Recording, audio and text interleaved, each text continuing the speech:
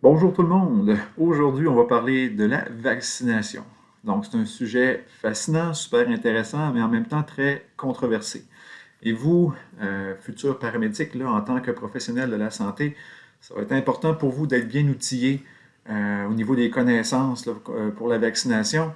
Vous devrez vous-même recevoir plusieurs vaccins, mais vos patients devront parfois en recevoir aussi. Euh, Peut-être aussi que vous allez devoir, pas peut-être, ça c'est sûrement, qu'un jour vous allez devoir dealer avec des personnes qui sont contre les vaccins et qui vont dire toutes sortes d'informations qui sont fausses. Donc, en tant que professionnel de la santé, c'est un peu votre job aussi de rectifier les faits. Vous n'êtes pas obligé de les convaincre, les personnes, mais juste rectifier les faits, puis après ça, les personnes peuvent prendre leurs décisions. Donc, allons voir les différentes notions de la vaccination en commençant par un peu d'histoire. Donc, les premières, disons, recherches ok, qui ont été faites pour la vaccination, ce sont des recherches qui ont été faites un peu, je veux dire, de façon pas aléatoire, c'est pas ça le terme, là, mais les personnes ne connaissaient pas l'existence des virus il y a 200 ans, on s'entend là-dessus, en 1800 quelque chose. Donc, c'était beaucoup des observations. On essayait de comprendre ce qui se passait. Puis une des premières personnes qui a fait ça, c'est Jenner. Jenner, lui, il a remarqué euh, que les personnes qui vivaient à la campagne étaient moins susceptibles à une infection assez grave, même très grave, ok, la variole, que les gens qui habitaient en ville. Donc, il a essayé de comprendre avec les observations, de dire, crime, pourquoi les personnes vivant à la campagne, qui travaillent sur des fermes avec des animaux, ont moins la variole que les gens qui habitent en ville. Et là, il a eu une idée un petit peu étrange, mais qui a fonctionné, donc c'est ça qui est merveilleux.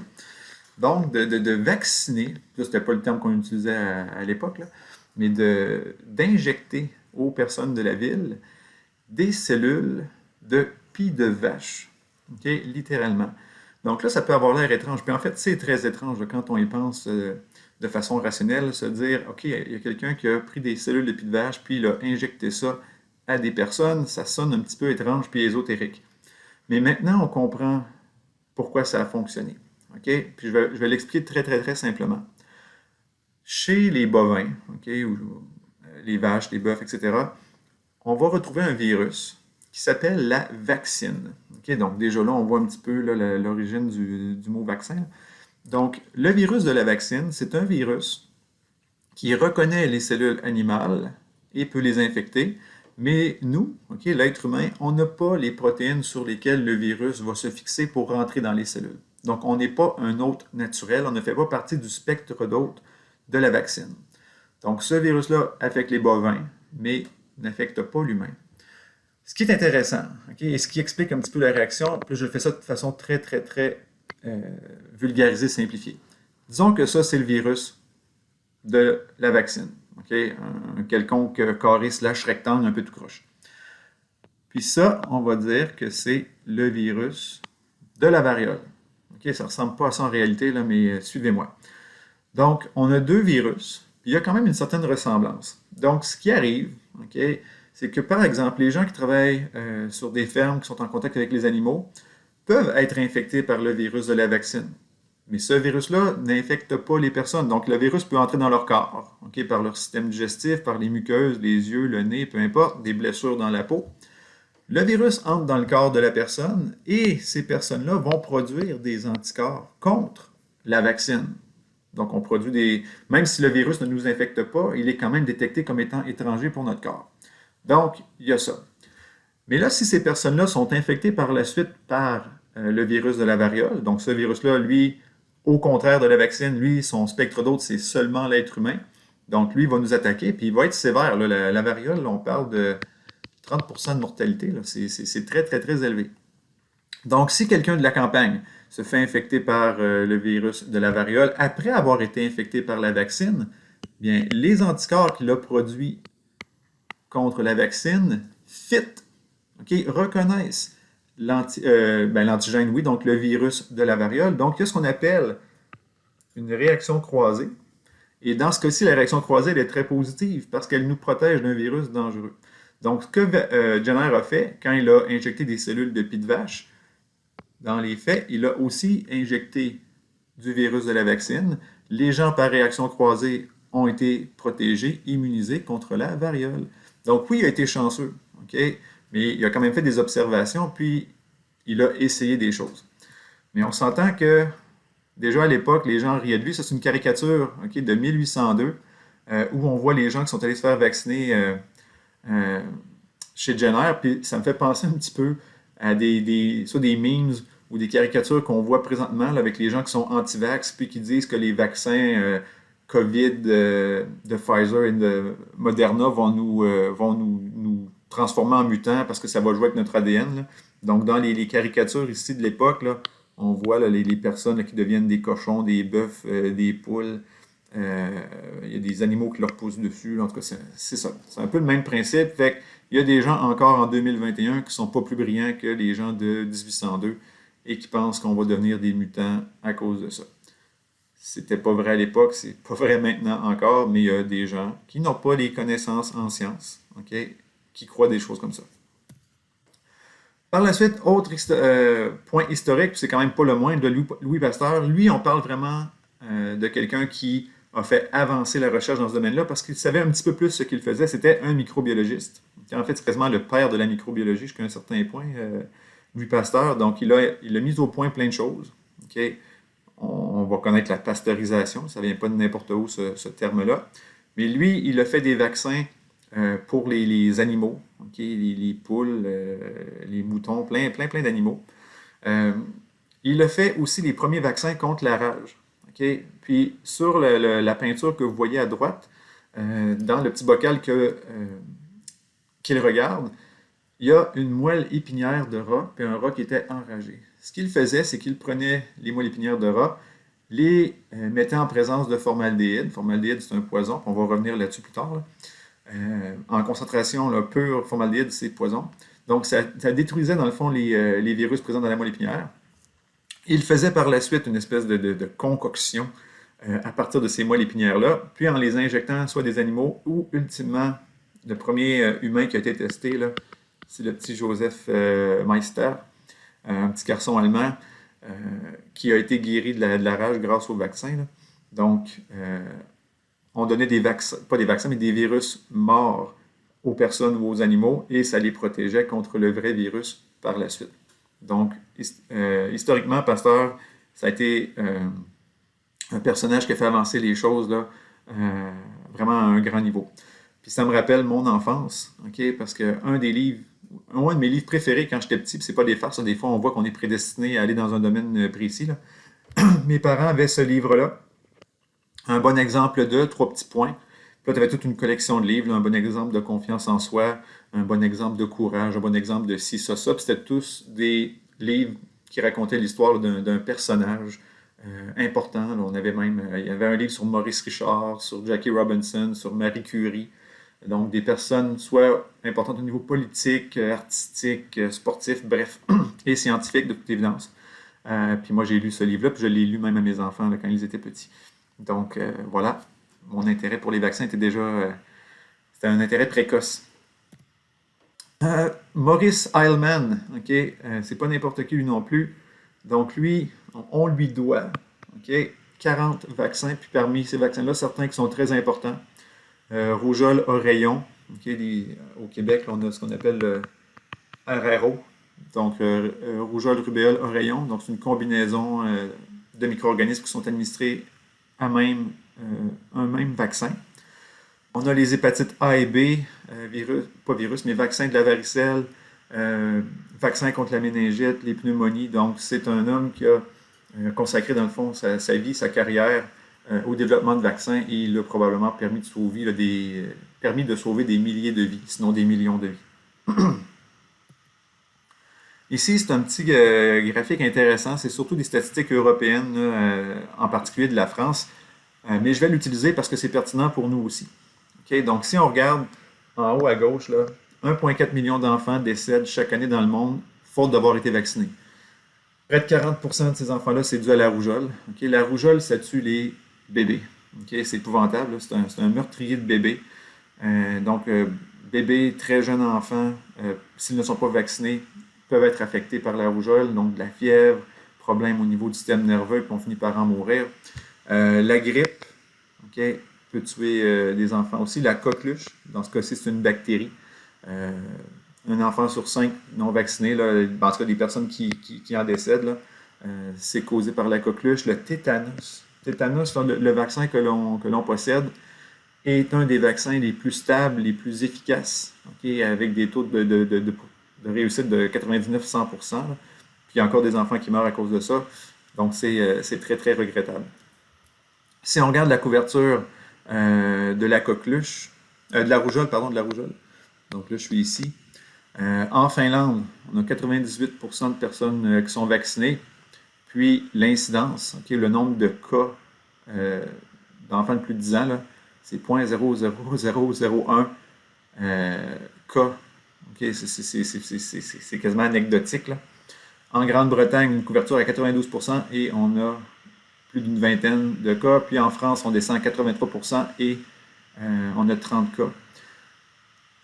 On voit, OK, c'est pas une grosse chute. C'est 6% entre la Finlande et la Grande-Bretagne. Puis déjà, l'incidence a augmenté des milliers de fois par rapport à la Finlande, je parle. C'est pas 1000 cas, mais l'incidence augmente. Puis ici, on baisse de 9, puis on augmente encore. La rougeole, c'est une des maladies les plus contagieuses. Okay, on l'a ici, avec un R0 qui est égal à 16 ou 18. Dans l'exemple qu'il donne, eux, c'est 17, donc juste entre les deux. Donc, un malade de rougeole va en infecter 17. Oreillon, c'est 1 pour 7, donc un R0 de 7. Puis la grippe, c'est un R0 de 2. Donc, c'est pas mal moins pire. Mais la rougeole, OK, ça prend une couverture vaccinale importante parce que c'est un virus qui se transmet très facilement. Okay, par aérosol, là, va rester dans l'air.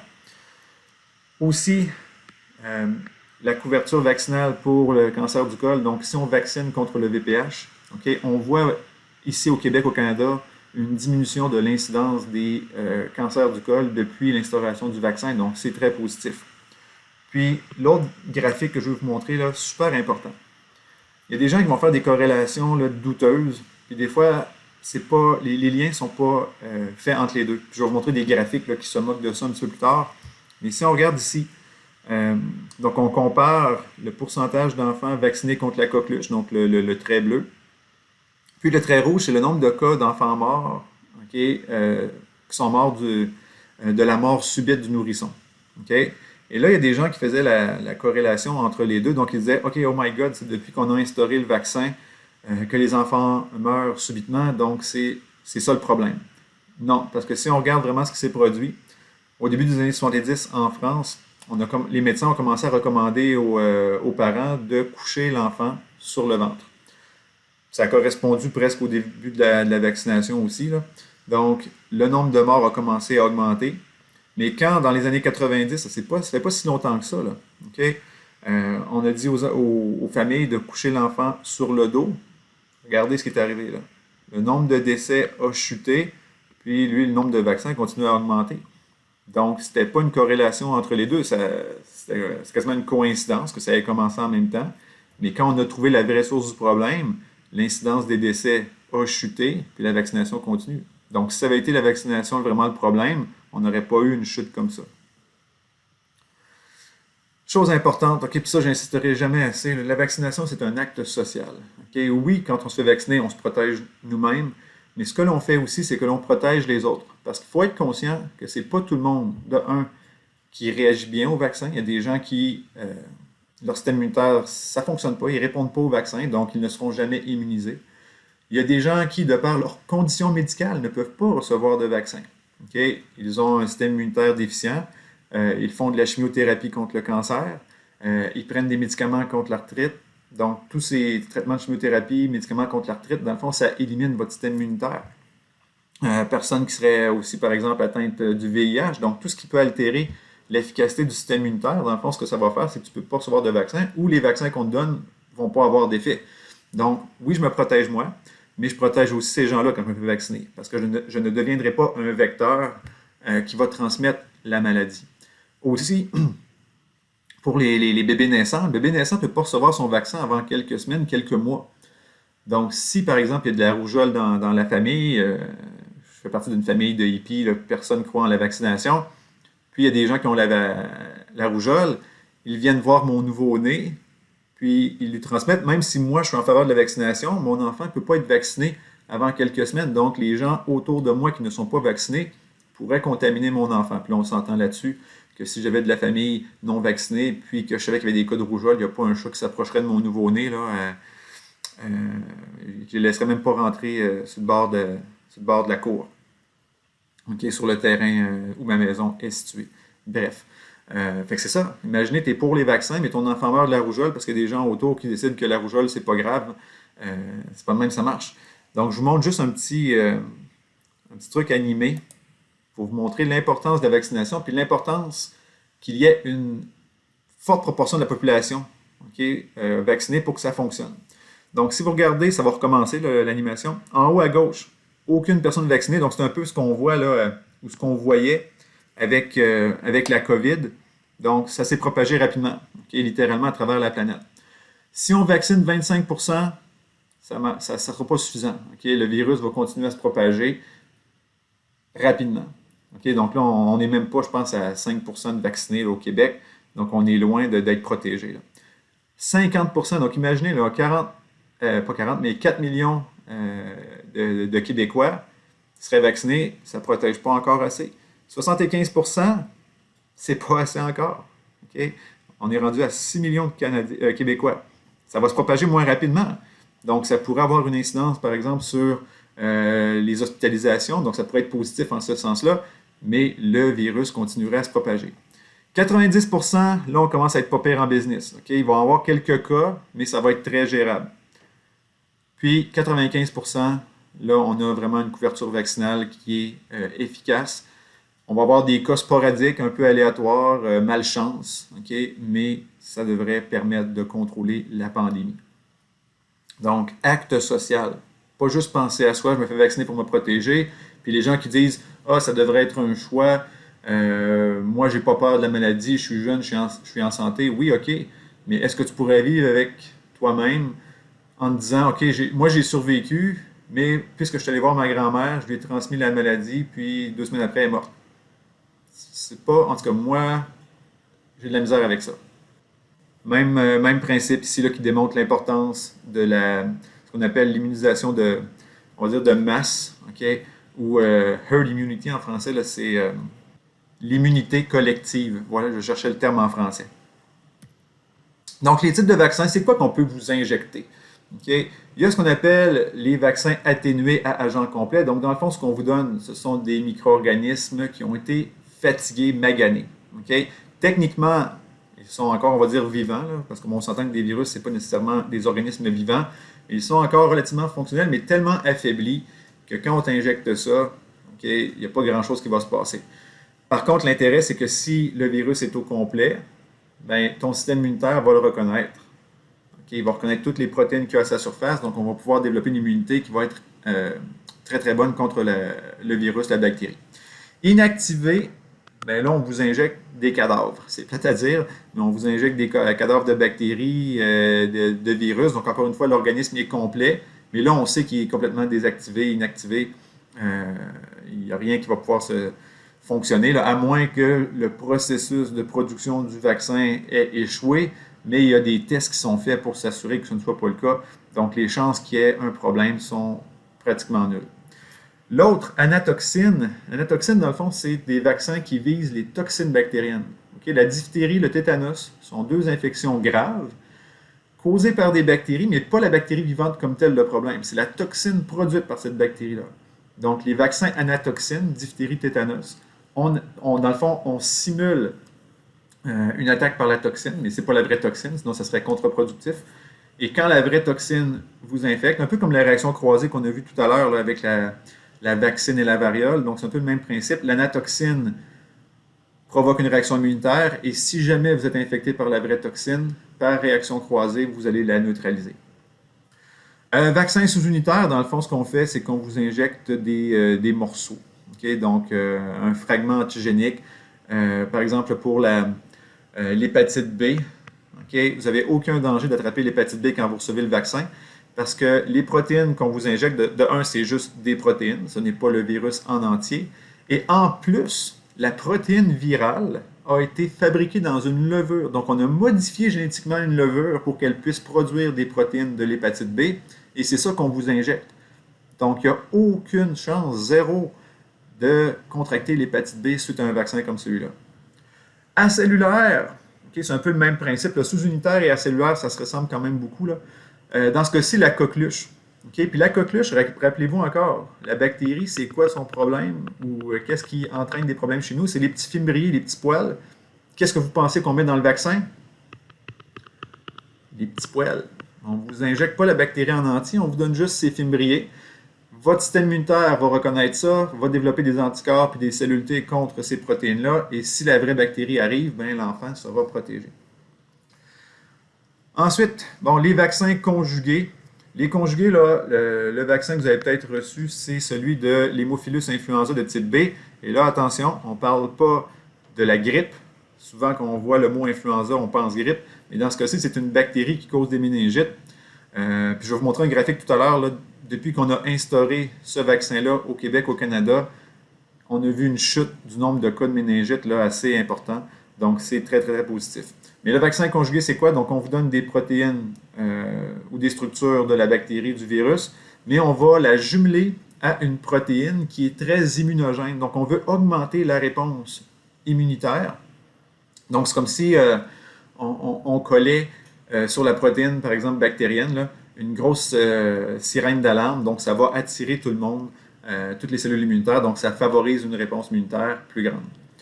Puis, ça, c'est quand même pas rien. Les vaccins à ADN et ARN, parce qu'on est dedans présentement. Okay? 2 des vaccins contre la COVID sont des vaccins à ARN. Donc, je vais commencer par ADN, puis je vais vous montrer l'image qui est ici. Donc, vaccin ADN, ce qu'on peut faire, c'est prendre un segment génétique d'un virus, d'une bactérie, et l'introduire dans un plasmide. Donc là, vous devez vous rappeler ce que sont les plasmides. Vous pouvez retourner dans la capsule sur les bactéries. Donc, un plasmide, c'est un ADN circulaire indépendant. Normalement, ce sont les bactéries qui utilisent ça, mais l'humain peut l'utiliser. Donc, on prend le plasmide qui est ici, on va le couper et on va venir insérer un gène du virus. On injecte le tout au patient et c'est le patient qui va prendre l'information génétique qui est ici et qui va fabriquer la protéine virale et par la suite, vos anticorps vont réagir contre la protéine virale. Vaccin ADN. ARN, ben là, c'est ce qu'on fait présentement. Donc, on vous injecte des millions d'ARN viraux. Ces ARN-là rentrent dans votre cellule, mais n'atteignent pas votre noyau. N'oubliez pas, dans vos cellules à vous, votre ADN est dans le noyau cellulaire. Et si on injecte de l'ARN ne rentre pas dans le noyau. Donc, c'est impossible que ça altère, que ça modifie votre ADN. C'est même pas physiquement possible. Donc, il faut arrêter de s'en faire. D'ailleurs, il y a des virus, par exemple, soit du VIH, de l'herpès, de la varicelle, il y a des virus qui insèrent leur génome dans votre génome. Puis moi, j'ai eu la varicelle, puis je ne me sens pas comme étant un mutant. Là. Pourtant, mon ADN, dans certaines de mes cellules, a été modifié par le virus. Quand quelqu'un a une infection par le VPH insère aussi son ADN dans le vôtre. Mais dans ce cas-là, malheureusement, le VPH peut entraîner le développement d'un cancer. Donc là, on a un problème. Mais pour les vaccins, ce n'est pas le cas. Les vaccins ADN, ARN ne vont pas insérer la structure génomique dans la vôtre. Personne ne va être un mutant à cause de ça.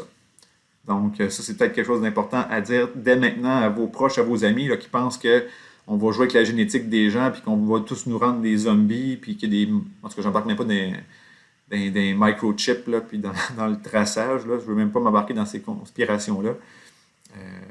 C'est trop ridicule. Oui, bon, ici, dans le fond, je veux juste... c'est ça, Haemophilus influenza de type B, donc conjugué. C'était juste des exemples. Vaccin et population cible, ce que ça veut dire? Moi, je suis pro-vaccin. Mais ça ne veut pas dire que je vais recevoir tous les vaccins possibles et inimaginables de la Terre. Là. Tuberculose, j'ai pas reçu ce vaccin-là. Pourtant, dans certaines régions du monde, surtout là où la tuberculose frappe en plus grand nombre, ben, les gens le reçoivent. Les pays tropicaux vont recevoir le vaccin contre la tuberculose. Puis d'ailleurs, le vaccin de la tuberculose, souvent c'est facile de le voir. Ça fait une marque parfois au niveau de la peau.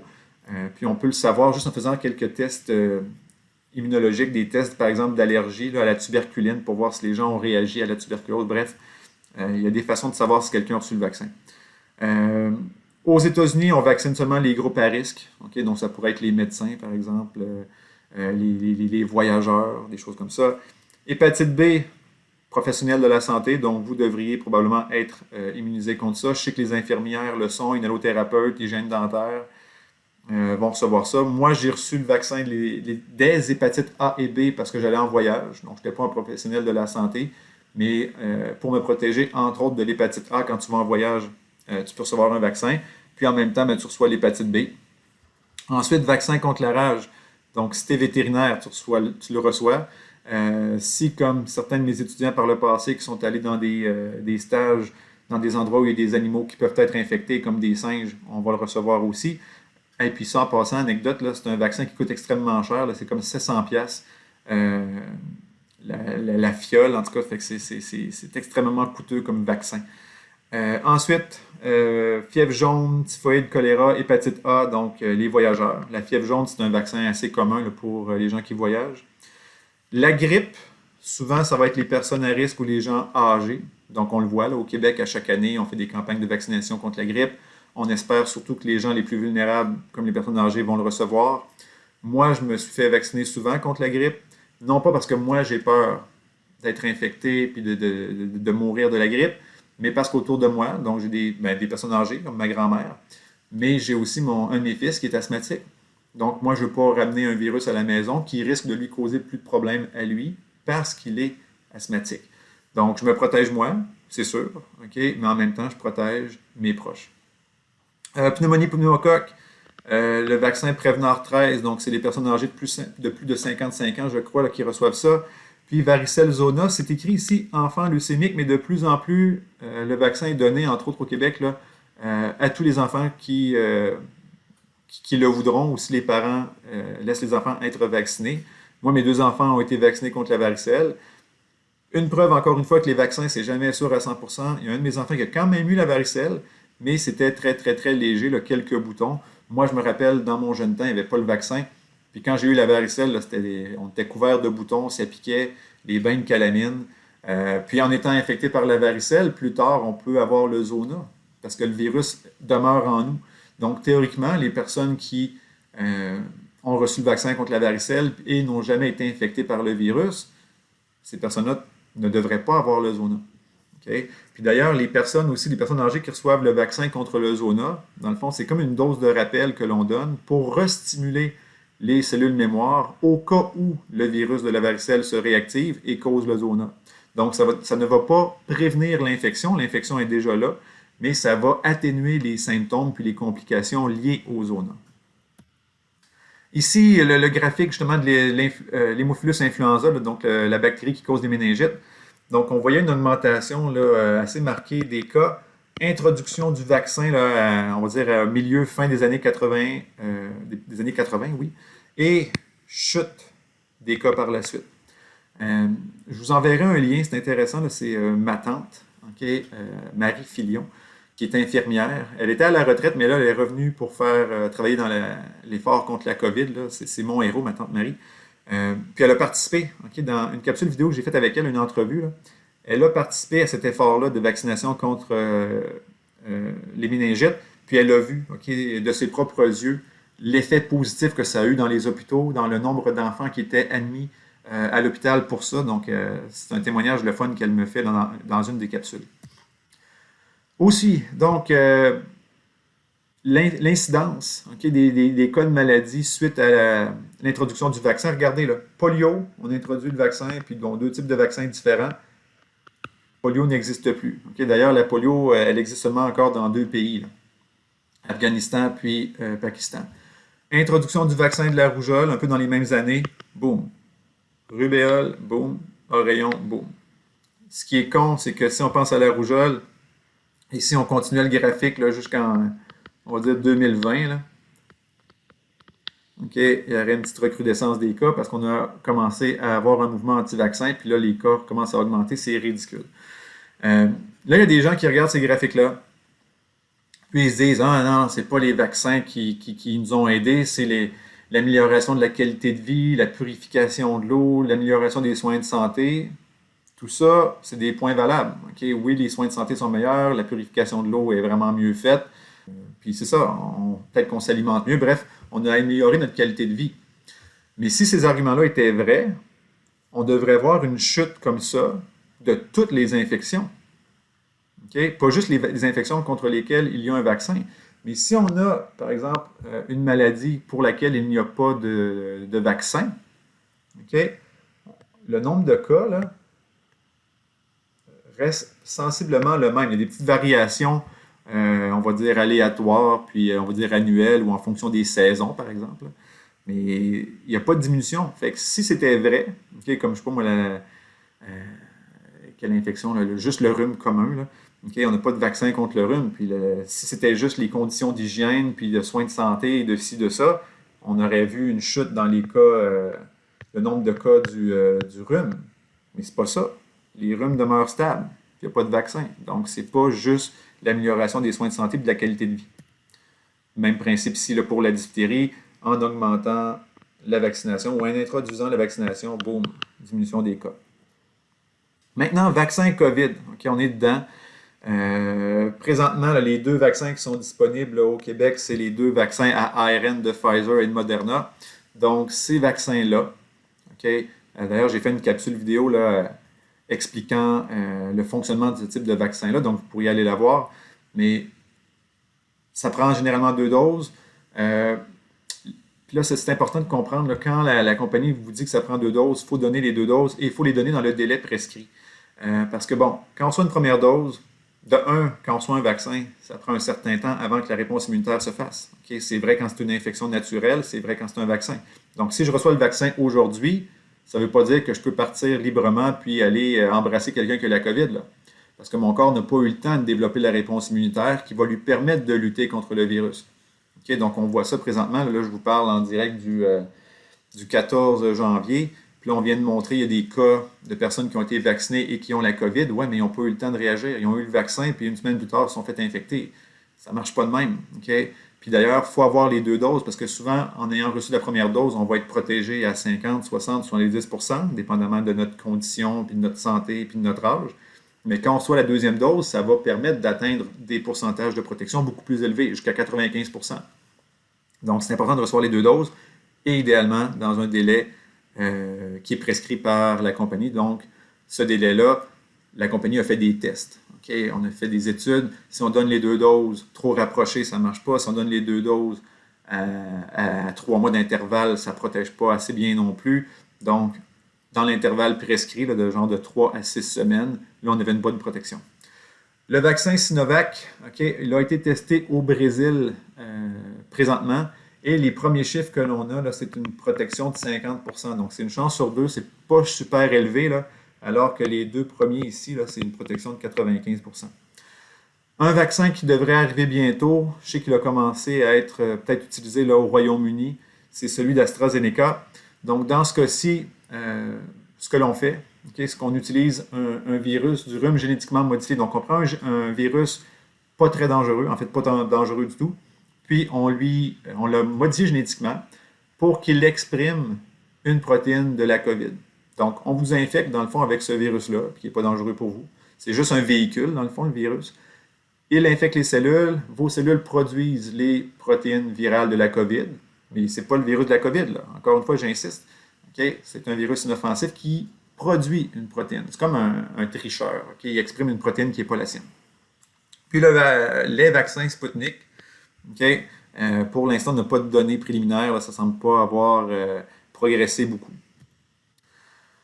Comparaison okay, du nombre de cas annuels avant et après l'arrivée des vaccins. Puis ça, c'était aux États-Unis. Donc, la diphtérie, on avait 21 000 cas par année. Après les vaccins, 0. La rougeole, 530 000 cas. Après les vaccins, 55. Puis les 55 qui sont là, probablement que c'est des personnes qui n'étaient pas vaccinées. Là. Oreillon, 162 000, on descend à 6 500. La coqueluche, là, regardez. Okay, vous voyez là, ce que ça provoque sur l'incidence du nombre de cas. Puis le nombre de décès okay, liés à l'infection, parce qu'en fait, ce n'est pas tout le monde qui est infecté qui meurt, on s'entend là-dessus. Donc, avant l'arrivée du vaccin, c'était 440 personnes qui mouraient, ou surtout des enfants qui mouraient de la rougeole. Maintenant, c'est zéro. Okay, regardez tout ça, là. Je ne peux même pas comprendre qu'il y ait des gens qui soient contre les vaccins, là. Souvent, quand on est contre les vaccins, c'est parce qu'on n'a pas connu ce que c'était la maladie comme telle. Okay, les gens qui ne connaissent pas la polio, c'est parce que vous n'êtes pas nés dans les années, on va dire, avant les années 60, donc avant l'arrivée du vaccin. Parce que les gens plus vieux que ça, vos grands-parents, vos parents peut-être, ont connu ça. Okay? Ont connu les gens qui étaient malades, qui avaient des déformations au niveau des jambes, des bras, qui avaient des problèmes respiratoires à cause de la polio. Mais nous, on ne connaît pas ça. Okay? Ça fait 70 ans qu'il y en a, ben, peut-être pas 70, on va dire, ouais, c'est 60 ans, okay, que le vaccin de la polio est arrivé. Fait que nous, on ne connaît pas ça. Okay? Mais la maladie existe encore. Maintenant, on va aller dans ce qui soulève la controverse dans les vaccins, là. Les adjuvants. Okay? Les adjuvants, c'est quoi? C'est une substance qu'on ajoute au vaccin pour augmenter l'efficacité, pour augmenter la réponse immunitaire. Donc, dans le fond, un adjuvant, c'est une substance qui stimule la réponse immunitaire. Okay? Donc, si on vous donnait, par exemple, seulement, on va dire, le virus X, vous auriez une réponse immunitaire, mais elle serait peut-être plus faible. Si on ajoute un adjuvant au vaccin, ça va augmenter la réponse, donc vous devriez avoir une meilleure protection, une meilleure efficacité du vaccin. Mais là, d'où provient le problème, c'est que certains adjuvants, dont l'alun, peuvent contenir de l'aluminium. Okay? Puis on s'entend que l'aluminium, ça n'a aucune propriété dans notre corps. Là. Le corps humain n'a pas besoin d'aluminium. Okay? Ça, c'est une chose. Mais là, il faut raisonner. Okay? L'aluminium, okay, c'est sûr que dans notre corps, on n'en veut pas, mais la structure chimique, okay, avec laquelle on fait les adjuvants a une incidence. Okay? L'aluminium que vous recevez par un vaccin, okay, en dedans de quelques jours, quelques semaines, okay, cet aluminium-là, va être complètement éliminé de votre corps, okay, par les selles, par l'urine. Il n'y en aura même plus. Okay? Puis de l'aluminium, okay, vous en mangez tous les jours.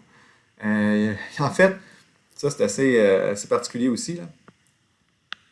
Il y a plus d'aluminium dans le lait maternel qu'il y en a dans les vaccins.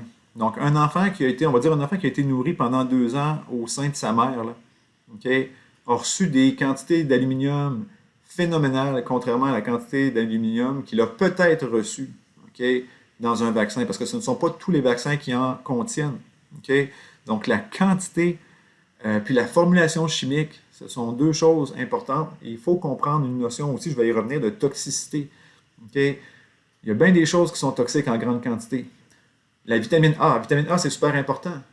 Okay? C'est une vitamine qui est essentielle à notre survie. Mais en trop grande quantité, c'est une vitamine liposoluble qui peut devenir problématique, okay? Qui peut avoir un effet toxique sur notre santé. Si vous vous rappelez, j'ai déjà parlé dans une capsule précédente d'un médicament que j'ai pris pour l'acné, l'Accutane, qui est une espèce d'overdose de vitamine A. Ça m'a complètement scrappé les articulations puis la peau. Okay? J'avais plus de boutons, mais ma peau était extrêmement sèche. Okay? Donc, ça, c'est de la toxicité. Okay? Donc, n'importe quoi peut devenir toxique en trop grande quantité. Donc, l'aluminium dans les vaccins, c'est pas un problème. Maintenant, vaccin et éradication de maladies infectieuses. Okay? Éradiquer, donc ça veut dire éliminer une maladie de la surface de la Terre, c'est quand même cool, là, on s'entend là-dessus. Regardez c'est ça que vous regardez de toute façon depuis que j'ai mis la diapo, là, l'enfant qui est là. Ça, c'est une infection à la variole. C'est ça les symptômes de la variole. Okay? En plus de tout ce qui se passe à l'intérieur du corps, là. Problème au niveau du système nerveux, la fièvre, etc. C'est mortel jusqu'à 30% la variole. Puis la variole, c'est une infection qui est unique à l'être humain. On était le seul hôte possible.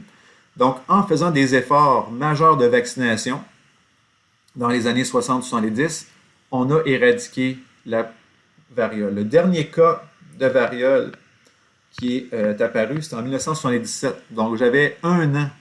OK, ça vous dit mon âge. Donc, j'avais 1 an quand le dernier cas de variole a été répertorié. Puis, quand j'en avais 4, l'OMS a dit « OK, that's it, on a réglé le problème de la variole, elle n'existe plus. » Okay? Donc, on peut éradiquer des maladies si ces maladies-là sont uniques à l'être humain. Okay? Ça va être très difficile d'éliminer la COVID, la grippe, parce que ces virus-là peuvent se retrouver dans des animaux aussi. Donc, c'est pratiquement impossible de vacciner tous les animaux, mais pour des infections humaines, donc variole, polio, on est en train de l'avoir. Okay? La polio, Le Nigeria a, en fait, regardez ici, là, j'ai dit éradication possible présente dans 3 pays. Il faudrait que je mette mes notes à jour parce que depuis l'été 2020, le Nigeria est déclaré polio éradiqué. Vous voyez, donc ça a évolué même récemment. Donc il reste seulement l'Afghanistan puis le Pakistan. Donc je vais être très heureux de changer mes notes de cours. Éradication confirmée en Inde. Écoutez, l'Inde, c'est un pays d'1,23 milliard de personnes, puis ils ont réussi à éradiquer la polio par la vaccination, donc c'est quand même pas rien. Okay? Puis les éradications possibles, on pourrait, avec le fameux vaccin RRO, la rougeole, la rubéole et les oreillons, pourraient disparaître de la surface de la Terre. Okay? Personne ne va pleurer l'extinction d'un virus. Okay? On ne va pas pleurer comme l'extinction des animaux, des ours polaires, etc. Là. Okay? C'est pas cute un virus, on s'en fout. Donc ici, regardez les conséquences, ça c'est les conséquences de la polio. Okay? Donc probablement des images là, qui viennent d'Afrique pour l'image du haut. Là. Donc regardez les malformations assez importantes. Puis ici, okay, c'était dans le fond, c'est des respirateurs mécaniques. Donc les personnes atteintes de polio pouvaient avoir une atteinte au niveau soit des muscles respiratoires comme le diaphragme ou au niveau des poumons comme tel, et ils n'étaient plus capables de respirer par eux-mêmes. Donc ça prenait un appareil comme celui-là qui se pressurisait et se dépressurisait pour permettre la respiration. Donc imaginez passer votre vie là-dedans. Là. OK? En tout cas, je ne veux même pas imaginer. Fait que la polio, on peut l'éradiquer. On peut envoyer tous ces appareils-là dans des musées, juste pour s'en rappeler, pour ne pas l'oublier, justement, que ça a déjà été problématique. Ici, bon, on voit ce qui est arrivé avec la polio au Canada avec l'arrivée des vaccins. Okay? Donc, dès disons, le milieu des années 60, nous autres, la polio, c'était réglé. Vaccin et autisme. Okay? Je vais essayer de ne pas trop capoter parce qu'il y a encore des gens qui croient à ça, que les vaccins peuvent causer l'autisme. Il n'y a aucun lien. Okay? Je vais vous montrer quelque chose. Hein. Ça, c'est toute l'histoire de ce problème-là. Okay? À la fin des années 90, il y a un docteur Andrew Wakefield. Fait que là, déjà là, il y en a qui se disent « Oh my God, c'est un médecin qui a dit ça, donc c'est la fin du monde. » Donc lui, il a fait un lien entre l'autisme et la vaccination. Le problème avec ça, c'est que, puis on l'a su après, Dr. Wakefield n'est plus docteur en passant. Okay? Il a été radié de sa profession parce qu'il a fraudé. Donc, il a fait une étude, je pense que c'était juste sur 12 enfants. Son étude n'était pas basée sur des tests sanguins, etc. C'était juste basé sur les souvenirs ou des impressions des parents. Okay? Donc, les enfants reçoivent des vaccins. Quelques semaines, mois, années plus tard, ils ont l'autisme. Fait que ils disent « Oh my God, je pense que c'est après le vaccin qu'il a développé ça. Okay? » Je suis pas mal certain qu'après le vaccin, l'enfant, il a peut-être bu un verre d'eau, il a peut-être mangé des carottes, puis il n'y a personne qui a fait le lien entre les carottes et l'autisme. C'est trop facile de se trouver un méchant puis de dire que c'est les vaccins.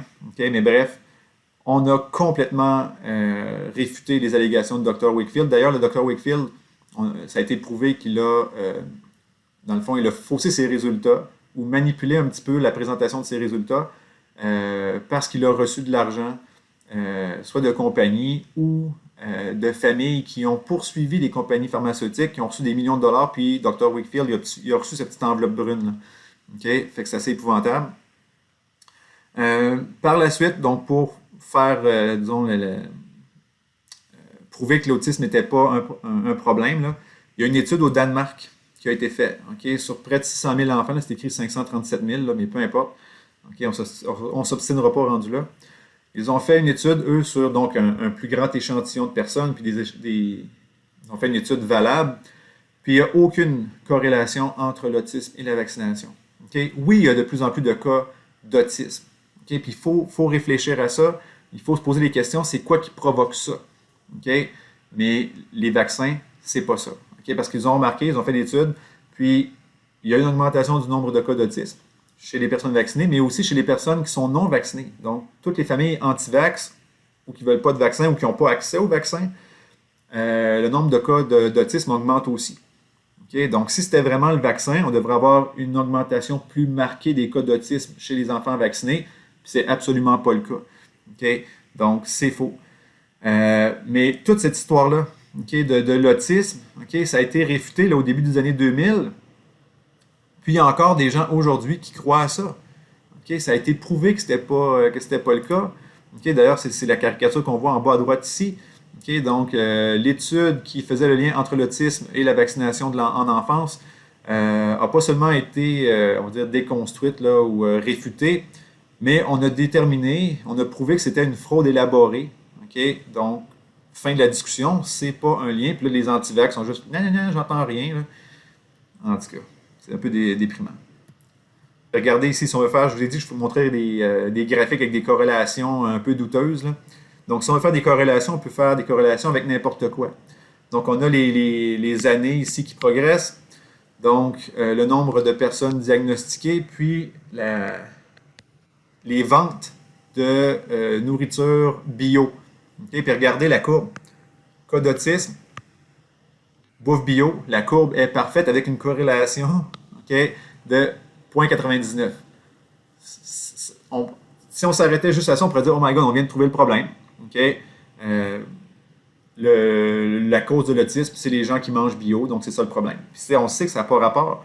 Okay? Même chose avec mon, je ne sais pas si vous vous rappelez le graphique au début, la corrélation, la fausse corrélation qui avait été établie entre les vaccins contre la coqueluche, puis le nombre de cas d'enfants qui mouraient, la mort subite du nourrisson.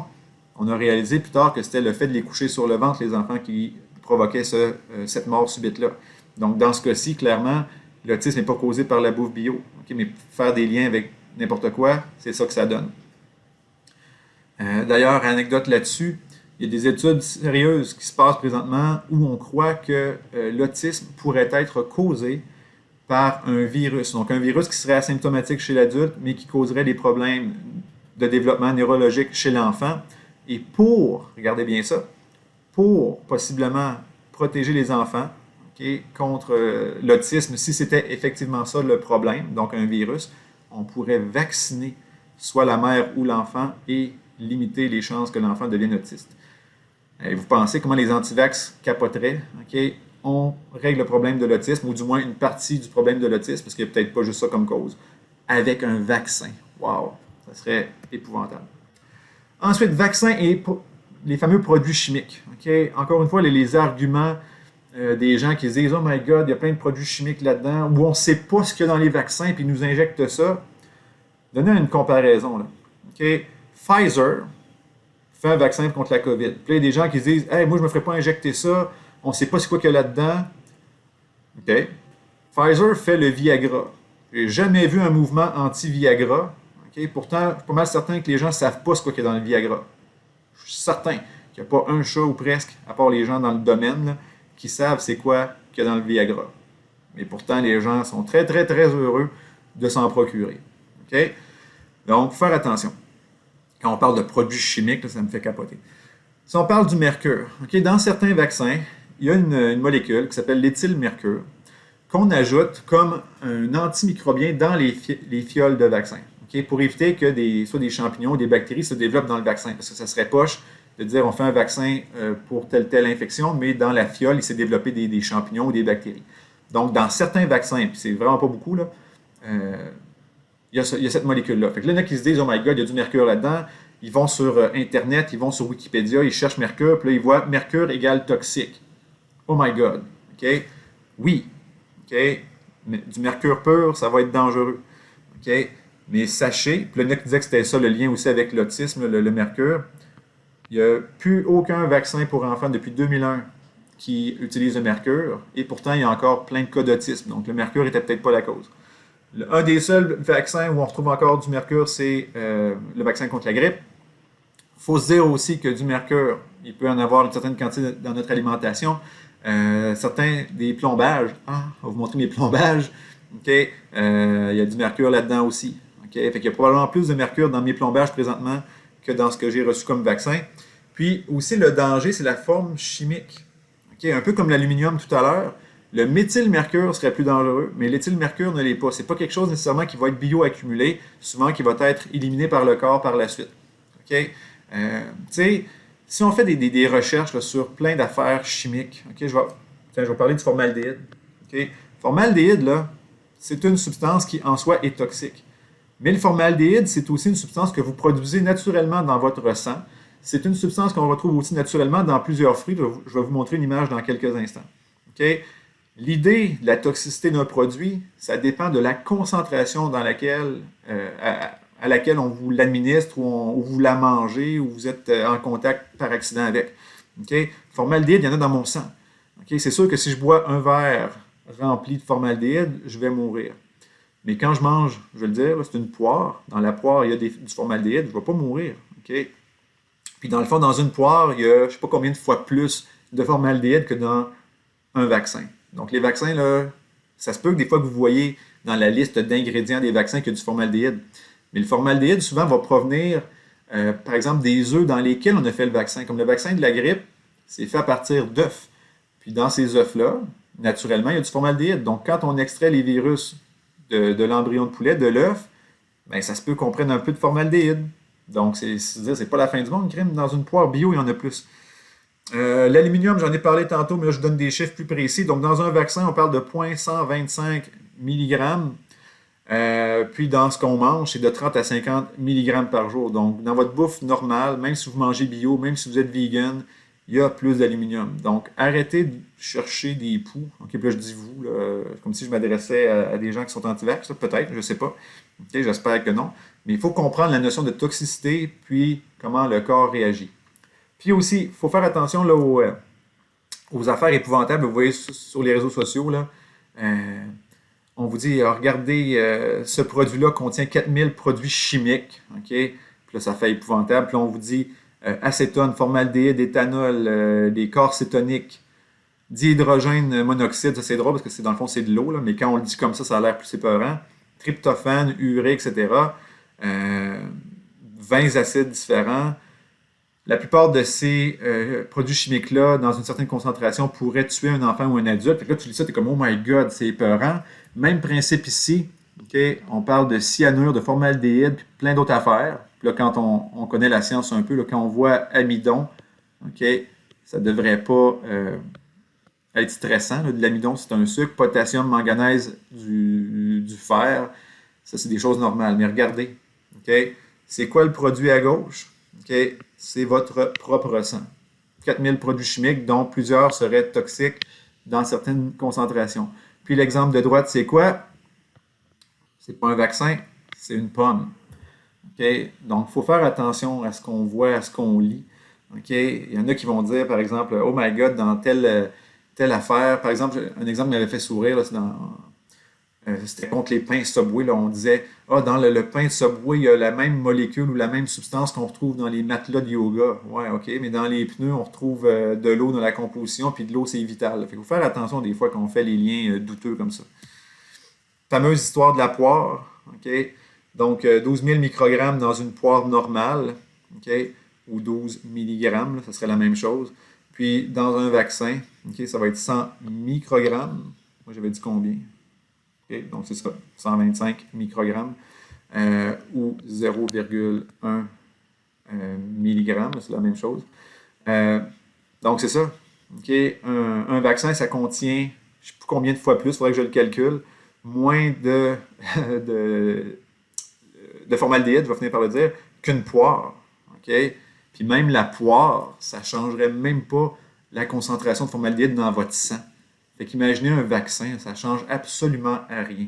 Zéro fuck all. On va dire fuck all. Okay? J'ai le droit. Même principe avec les œufs. Là, regardez toute la série de produits épeurants, chimiques. Puis chimiques, encore, faire attention. Là. L'oxygène que je respire, c'est du O2. Techniquement, c'est un produit chimique. Ce que j'expire, du CO2, c'est un produit chimique.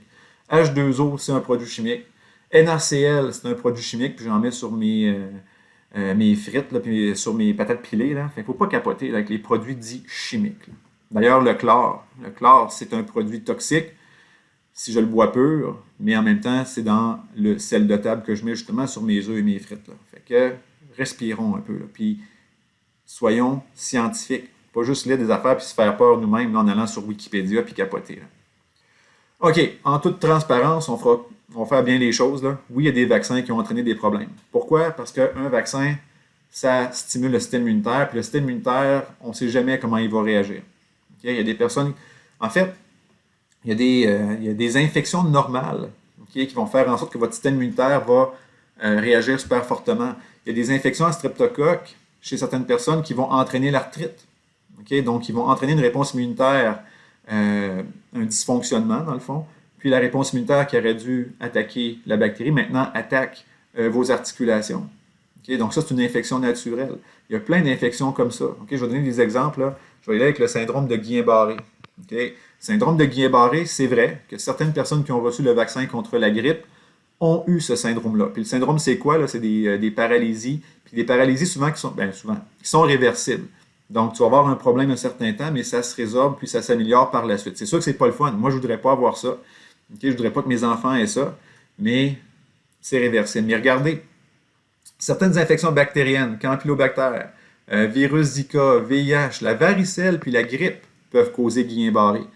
Donc, le problème, c'est pas le vaccin. Le problème, c'est votre système immunitaire qui répond peut-être trop fortement, de façon exagérée ou inappropriée à une infection ou au vaccin. Okay? Puis regardez ici, là. Okay? C'est des vraies statistiques, là. Quand tu attrapes le virus de la grippe naturellement, okay, on va avoir 17 cas sur 1 million de personnes grippées qui vont avoir Guillain-Barré. Okay, donc, sur 1 million de personnes qui attrapent la grippe naturellement, il y en a 17 là-dedans qui vont avoir Guillain-Barré. C'est pas déjà un chiffre énorme, mais c'est plate. Tandis que pour le vaccin, pour chaque million de personnes vaccinées, on va avoir un cas de Guillain-Barré.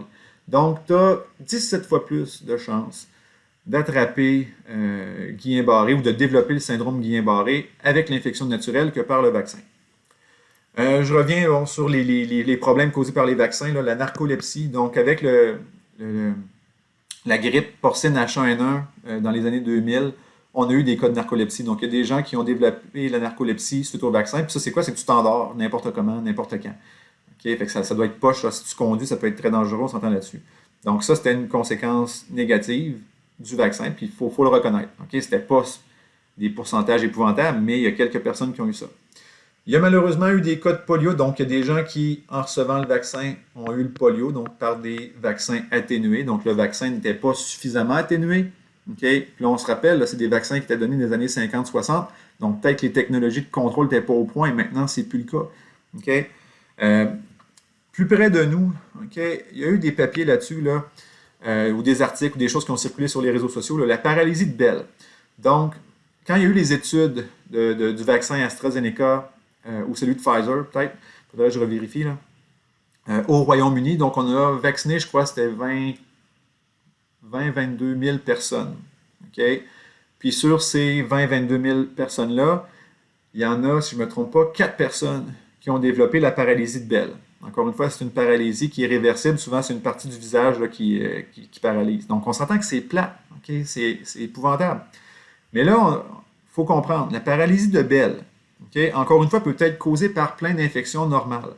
Et l'incidence normale, okay, vaccin ou pas, de cette paralysie-là, c'est entre 14 et 30 personnes qui vont avoir cette paralysie-là pour 100 000 personnes. Donc, 14 à 30 cas par 100 000 personnes. Puis là, si on se rapporte à la vaccination, on a eu 4 cas sur 22 000. Donc, si on multiplie par 5 pour avoir le 100 000, on est encore dans l'incidence normale de la maladie. Donc, est-ce que c'est vraiment le vaccin ou c'est l'incidence normale? C'est à vérifier. Si on avait vraiment eu une cause reliée au vaccin, on devrait avoir une incidence plus élevée que l'incidence normale. Okay? Donc, on devrait avoir, je ne sais pas moi, 50, 100, 200 cas par 100 000 personnes. Mais là, si on demeure encore dans le 14-30, qui dit que c'est vraiment le vaccin qui est la cause?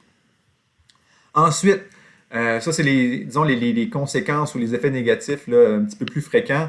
Donc, une nécrose au site d'injection, donc par exemple les tissus là, qui peuvent réagir et avoir certaines morts cellulaires. La douleur, ça peut faire mal au site d'injection, la fièvre, la fatigue. Okay? Mais ça, à un moment donné, c'est vrai pour les infections aussi. Donc, votre système immunitaire réagit, c'est normal que ça fasse mal un peu. Les cas plates et graves qu'on a eus, okay, c'est les réactions allergiques. Par exemple, encore une fois, le vaccin de la grippe, on le fait dans des œufs. Si on t'injecte ça, puis tu ne sais pas, toi, que tu es allergique aux œufs, puis là, que tu as un choc anaphylactique, puis que tu meurs, OK, oui, c'est le vaccin qui a provoqué ça, mais c'est le problème, ce n'était pas le vaccin, c'est ton allergie. Puis si on avait su que tu étais allergique, pour les gens allergiques, il y a des vaccins qui sont faits d'une autre façon. Donc, on les fait en moins grande quantité parce que ça coûte beaucoup plus cher. Okay? Mais il y a une autre façon d'obtenir un vaccin qui ne contiendra pas des protéines, par exemple, d'œufs. Puis aussi, un problème majeur qu'il y avait eu, c'est quand on a fait des études sur la vaccination contre la dengue. La dengue, c'est une infection virale. Puis ce qu'on a réalisé, c'était aux Philippines, c'est que les enfants vaccinés développaient une forme plus grave de la maladie quand ils se faisaient infecter. Donc, dans le fond, c'est comme si le vaccin préparait le système immunitaire, mais quand le vrai virus arrivait, la réponse était encore plus forte. Donc, les symptômes ou la gravité de la maladie était pire. Donc, clairement, on a arrêté les études pour ce vaccin-là, okay? Du moins pour ce vaccin précis-là. On fait peut-être d'autres vaccins pour la dengue, mais le vaccin qui a causé problème, on a arrêté de toute évidence. Okay? Donc, oui, il y a eu des problèmes. Okay? On ne se le cachera pas. Il y a des problèmes des personnes qui ont eu des problèmes, puis parfois des problèmes graves qu'on ne souhaite pas à personne. Mais quand on regarde dans l'ensemble, il faut voir l'effet collectif. C'est qu'en vaccinant les gens, on a peut-être sauvé des millions de personnes, puis c'est plate, mais il y en a peut-être quelques-unes, 3, 4, 5 personnes qui ont eu des problèmes graves. Okay? Donc, il faut faire extrêmement attention à ça. Maintenant, les menaces futures. C'est plate à penser, là. On est déjà dans une pandémie, puis moi, je vous parle déjà de futures pandémies. Virus de la grippe. Okay? Oui, il arrive à chaque année, mais on ne sait jamais. Okay? Si une année, ça va être vraiment plus virulent, un peu comme la grippe H1N1 il y a quelques années. Donc, on pourrait se ramasser avec une super grippe, là, un peu comme la grippe espagnole aussi, là, qui pourrait causer beaucoup de ravages. Les coronavirus. Okay? On a passé le SRAS, le MERS, syndrome respiratoire du Moyen-Orient, on l'a échappé belle, parce que c'est un virus beaucoup plus pathogène que la COVID. Puis là, la COVID, on est dedans. Okay? Si la vaccination se passe bien, d'ici quelques mois, 1 an, 2 ans, on devrait parler de ça au passé. Le sida, il ne faut pas l'oublier. Okay? C'est une infection qui est encore présente. Réchauffement de la terre et fond du pergélisol. C'est quoi le lien? Okay? C'est qu'il pourrait y avoir des virus, par exemple, des virus qui ne sont pas sur la planète depuis un bout, mais qui sont gelés, conservés, ou des bactéries qui sont gelées et conservées dans le pergélisol. Et là, avec le réchauffement de la planète, ces micro-organismes-là vont être libérés. T'sais, on pourrait avoir, par exemple, des endospores bactériens qui datent du Jurassique, okay? Comme dans Jurassic Park. Puis là, le pergélisol fond, puis ces bactéries-là reprennent leur forme normale. Puis là, on réalise que ça cause des problèmes majeurs, donc ça pourrait être dangereux. Il y a des maladies émergentes. Okay? COVID-19, c'est une maladie émergente. Le virus Nipah, des choses comme ça. Donc, des infections qu'on ne connaissait pas qui apparaissent comme ça. Des maladies animales, okay, qui pourraient entraîner la perte ou la mort d'animaux. Donc, ça pourrait causer peut-être des famines ou des problèmes alimentaires. On pourrait avoir des actes de terrorisme ou de guerre. Donc, imaginez quelqu'un qui... parce que le virus de la variole a été éradiqué, mais il y a encore des laboratoires dans le monde qui en possèdent des échantillons. Donc, imaginez si on utilisait ces échantillons-là, qu'on faisait des armes bactériologiques, biologiques avec ça, puis il n'y a personne de vacciné contre la variole, ça serait épouvantable. Ça causerait des ravages majeurs. Okay, d'ailleurs, les soldats américains sont encore vaccinés contre la variole. Fait que posez-vous des questions. Là. Mais ça serait grave. Puis, une autre menace actuelle et future. Okay? D'ailleurs, l'OMS a considéré que le mouvement anti-vax était une des menaces à la santé publique. Okay? Donc, retour de la rougeole un peu partout. En République démocratique du Congo, okay? On a eu une épidémie de rougeole qui a causé plus de morts qu'une épidémie à Ebola. Okay? Ebola, les pires infections ou les pires virus d'Ebola peuvent tuer jusqu'à 90% des gens. Heureusement, Ebola se transmet beaucoup moins facilement que la rougeole ou même la grippe puis la COVID. Là. Donc, son R0 au Ebola, il est plus limité parce qu'il faut vraiment être en contact direct avec les sécrétions de la personne. Donc, salive, sang. C'est pas quelque chose qui est nécessairement transporté par les aérosols comme la rougeole. Okay? Mais écoutez, c'est pas normal qu'on ait des problèmes de rougeole alors qu'on a un vaccin qui est efficace à 95-100%. Là. Donc voilà la pandémie du sida. Okay? Il y a encore beaucoup de pays qui sont affectés. Ça se propage beaucoup encore. Il y a encore trop de décès liés à cette infection-là. Puis bon, les conséquences directes du phénomène anti-vax, okay, c'est qu'on libère, dans le fond, c'est un retour au Moyen-Âge. C'est niaiseux de même. On a refusé la mise en marché d'un vaccin contre la maladie de Lyme parce qu'il y avait déjà des mouvements contre ça. Fait qu'on a préféré le retirer du marché. Retour de la rougeole. Écoutez, cette maladie-là, elle causait plus de problèmes. On est en train de l'éradiquer. Et là, il y a des personnes qui ne se font plus vacciner parce qu'ils disent « Moi, je connais personne qui a eu la rougeole. » Oui, exactement. Tu connais personne qui a eu la rougeole parce que les gens se font vacciner. Okay? Donc là, on a un retour. Puis il y a eu des décès même au Québec dans les dernières années de jeunes enfants qui attrapent la rougeole et qui meurent. C'est des virus qui devaient tuer seulement il y a, on va dire, 50 ans passés. Là. Il ne devrait plus avoir de cas. Le vaccin existe, puis il est efficace. Mais là, avec les antivax, ben, ça revient. OK? Puis c'est un virus avec un R0 de 16. OK? On a eu en Estrie une école un peu alternative là, où les gens ne sont pas vaccinés, un peu grano et tout. Puis il y a un enfant qui est rentré là-dedans avec la rougeole, puis là, on a eu comme 20 ou 30 cas one shot, c'est sûr. OK? Ça s'est propagé comme un feu dans de la paille sèche. Là. OK? Puis écoutez, regardez l'image ici, là, ça c'est dégueulasse. Là. Les antivax qui comparent, OK, les gens qui font vacciner leurs enfants, on leur dit amenez votre enfant pour qu'il se fasse vacciner, c'est comme l'amener à Auschwitz. Donc l'amener à un endroit où des millions de juifs ont été exterminés, assassinés, brûlés, etc. C'est débile. OK? Pas vacciner ton enfant, c'est peut-être plus dangereux jusqu'à un certain point. Là. Mais là, comparer la vaccination au nazisme, c'est épouvantable. Les gens vont trop loin. Puis aussi, bon, la recherche sur les vaccins, c'est 200 ans de recherche et développement, tandis que les antivax, souvent, c'est un gros 200, puis même, moi, je dirais un gros 20 minutes, ou des fois, un 2 minutes à la toilette, là, à lire des memes. OK, des fois, le monde qui font, justement, ben, comme moi, c'est un peu niaiseux, là, mais de baser ton opinion scientifique, moi, on s'entend que mon opinion scientifique est basée sur autre chose que des memes, là, mais là, j'utilise les memes pour juste vous faire sourire un peu.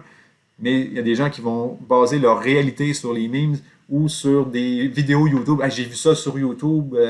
Les vaccins, c'est pas vrai. Les vaccins, c'est une conspiration des pharmaceutiques. C'est une conspiration de Bill Gates qui veut nous injecter une micropuce. Puis on va être contrôlé avec la 5G après. Je suis comme, oh my God. OK? Là, des fois, il faut quasiment se questionner là, sur des problèmes de santé mentale là, ou sur une totale absence de connaissances scientifiques pour dire des choses comme ça. Mais bon.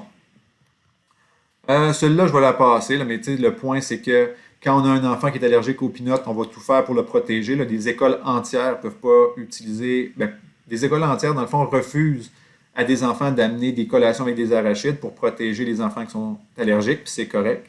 OK? Mais si on veut protéger, par exemple, dans l'école, là, on va dire, c'est pour ça qu'il y a 5 enfants allergiques aux peanuts, il y a peut-être 5 enfants aussi qui ne peuvent pas recevoir des vaccins et qui ont des conditions médicales qui les rendent très vulnérables à des infections. Pourquoi on ne prend pas autant d'efforts pour protéger ces 5 enfants-là? Ce qu'il faudrait faire, ce serait de vacciner les quelques centaines d'autres enfants de l'école. Okay? Donc, pour les peanuts, on le fait, mais pour une maladie grave, on va refuser les vaccins parce qu'on va dire c'est mon enfant, c'est son corps, personne ne touche à mon enfant. Oui, mais c'est le corps de mon enfant aussi, puis si ça lui tente de manger des peanuts, peut-être qu'il aurait le droit, mais par respect pour les enfants allergiques, je ne vais pas laisser mon enfant amener des arachides à l'école. Au primaire du moins. Rendu au secondaire, là, on s'attend à ce que l'enfant soit assez autonome, mais moi, ça me fait capoter. Le lien, je vous le mettrai, le lien pour ma tante Marie, là, infirmière, sur son vidéo. C'est extrêmement intéressant. Elle compte plein d'anecdotes sur la vaccination, puis comment elle a vécu ça de l'intérieur en tant qu'infirmière. C'est génial. Puis aussi d'autres liens, des vidéos. Allez voir ça, gang, il y a de l'information. Le vidéo, en fait, qui est là c'est en anglais, mais c'est super, super bien fait. L'histoire des vaccins de la polio au Canada, le dernier ici. Crayon de la misère. John Oliver, ça c'est un humoriste, mais c'est bien fait aussi. Il dit les vraies affaires, mais il tourne ça un petit peu. Dans le fond, il se moque un peu des antivax, puis il se moque de tout ça. C'est ça, allez voir ça. Il y a plein d'informations intéressantes sur la rougeole, les carnets de vaccination au Québec, au Canada. Plein d'informations. Le glossaire, juste 3 mots, adjuvant, anatoxine et vaccin, donc complétez le tout. Ça ne devrait pas trop être compliqué. Et renforcement des acquis, la section 12.4 du chapitre 12 du Fauché. Répondez aussi aux petites questions qui sont là. Gang, vaccination. OK, j'ai essayé de garder mon calme parce que souvent c'est un sujet qui me fait pogner les nerfs, mais c'est important. OK? Ça va nous permettre de nous sortir de la crise de la COVID. Ça sauve la vie de milliers d'enfants, de millions d'enfants à travers le monde à chaque année. Il ne faut pas laisser les antivax gagner cette lutte-là, gang. On va retourner à l'âge de pierre ou au Moyen-Âge, avec des taux de mortalité d'enfants qui vont augmenter à 15, 20, 30 % parce qu'on ne fera plus vacciner. C'est assez atroce. Okay? Donc, il faut se protéger. Encore une fois, c'est sûr, là, si vous n'allez pas en voyage, vous n'êtes pas obligé de recevoir le vaccin contre la fièvre jaune. Il n'y a pas de fièvre jaune au Canada. Okay? Du moins, il n'y en a pas maintenant. Mais tu sais, pour des virus qui circulent ici, Faites-le pour vous, faites-le pour vos patients, faites-le pour vos parents, faites-le pour les autres. OK? C'est quelque chose de social, c'est pour le bien de l'humanité, littéralement. OK? Donc, sur ces belles paroles, ma petite morale, je vous laisse là-dessus. Bonne journée.